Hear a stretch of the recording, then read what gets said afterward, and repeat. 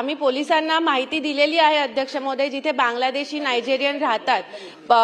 वसईतील कोळीवाडा, एकचोटी गाव, पाचू बंदर असेल, गासमधील टाकीपाडा असेल, नालासोपाऱ्यातलं प्रगतीनगर, नालासोपारा पश्चिमेचं हनुमान नगर, तर इथे कॉम्बिंग ऑपरेशन्स घेऊन कारवाई करणार का अध्यक्ष महोदय, असे माझे स्पेसिफिक प्रश्न आहेत. धन्यवाद.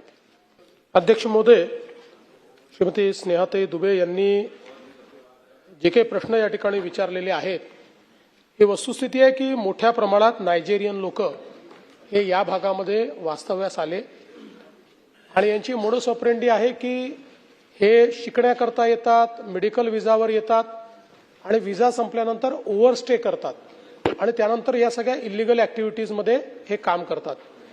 आणि दुसरं एक नंतर आपल्या लक्षात हे देखील आलं की जाणीवपूर्वक हे एखादी केस आपल्यावर लावून घेतात. ती केस लागल्यामुळे जोपर्यंत ती केस संपत नाही तोपर्यंत त्यांचं डिपोर्टेशन आपल्याला करता येत नाही. तर ही सगळी मोडस ऑपरेंडी समजून पोलिसांनी याच्यावर मोठ्या प्रमाणात कारवाई केली. या कारवाईमध्ये 68 नायजेरियन नागरिक हे आपण डिपोर्ट केलेले आहेत. 122 हे आता डिटेन्शन सेंटरमध्ये आहे, ज्यांचं डिपोर्टेशन आता आपण करतो आहोत. आणि जसं ताईंनी सांगितलं, आता पोलिसांना प्रोएक्टिव्हली आपण सांगितलेलं आहे की अशा प्रकारचे जे काही नायजेरियन नागरिक आहेत किंवा जे लोक तिथे वावर करताना दिसतात, आता त्यांनी क्राईम केला की त्यांना पकडायचं असं नाही, तर त्यांना त्या ठिकाणी कन्फरंट करून त्यांचा पासपोर्ट आणि विजा हा चेक करायचा प्रोएक्टिव्हली, आणि नसेल तर थेट डिटेन्शन सेंटरमध्ये टाकायचं आणि त्यांना डिपोर्ट करायचं. अशा पद्धतीनं आपण आदेश दिलेले आहेत.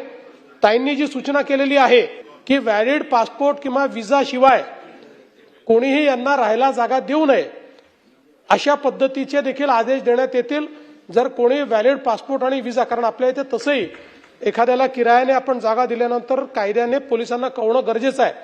त्यामुळे त्या संदर्भात ही त्या ठिकाणी जनजागृती करण्यात येईल की आपल्यालाही मग त्या गुन्ह्यामध्ये सामील मानण्यात येईल. म्हणजे अर्थात यांनी केलेल्या गुन्ह्यामध्ये नाही, पण कुठेतरी अशा प्रकारे इल्लीगल लोकांना राहू दिल्याबद्दल त्या ठिकाणी कायदेशीर कारवाई ही करावी लागेल. या संदर्भात जनजागृती आहे ती देखील निश्चितपणे करण्यात येईल. तिसरी गोष्ट, एक अजून आमचा प्रयत्न आहे की मुंबईमध्ये लोक येतात, आल्यानंतर त्यांच्या विजाच्या तारखा ज्या असतात या सगळ्याची नोंद ही इमिग्रेशनमध्ये असते. आणि म्हणून मी पोलीस विभागाला सांगितलेलं आहे की इमिग्रेशनची एक आपली डायनामिक व्यवस्था अशी तयार करा की ज्यातनं आलेल्या लोकांचा विजा कधी संपतोय आणि ते परत गेले आहेत की नाही, या संदर्भातली सगळी माहिती ही आपल्याला मिळाली पाहिजे. त्या माहितीच्या आधारावर आपल्याला अशी माणसं हुडकून काढता येतील की ज्यांनी ओव्हरस्टे केलेला आहे, विजा संपलेला आहे आणि तरी ते या ठिकाणी राहत आहेत आणि त्यांना त्या ठिकाणी आपल्याला डिपोर्ट करता येईल.